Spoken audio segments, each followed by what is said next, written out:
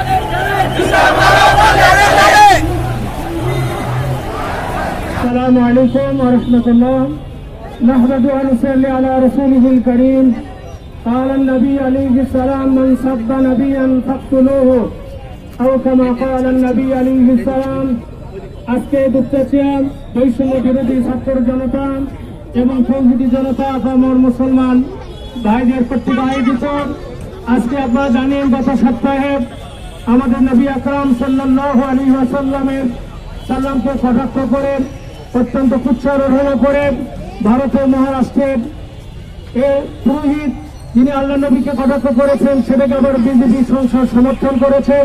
এটি অত্যন্ত দুঃখজনক একটি ব্যাপার। আমরা সবাই আল্লাহ নবী বলেছেন হাদিস শরীফ লা ইলাহা ওয়াসসালামু আলা সাইয়্যিদিল আমবিয়া ওয়াল মুরসালিন ওয়া আলা আলিহি ওয়া আসহাবিহি আজমাইন আম্মা বা'দ। প্রিয় মুসলিম তাওহীদি জনতা, প্রিয় মুসলিম তাওহীদি জনতা, যদি কেউ আমার বাবা নিয়ে কথা বলে, যদি কেউ আমার ব্যক্তিগত কোনো কথা বলে, বিশ্ব মুসলিম তাওহীদি জনতা ছাড় দিবে। আমার নবীকে নিয়ে কথা বললে কখনো কেউ ছাড় দিবে না।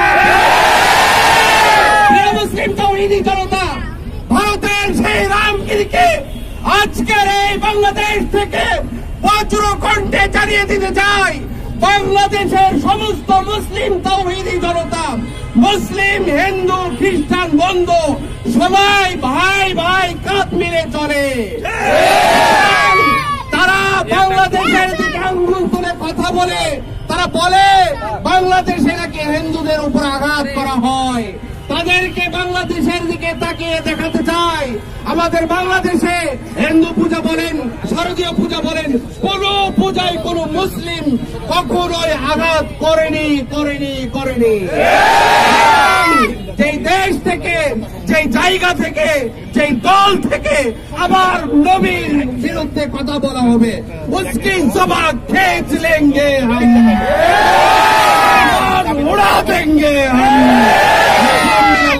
وفتح قريب والسلام عليكم ورحمة الله وبركاته।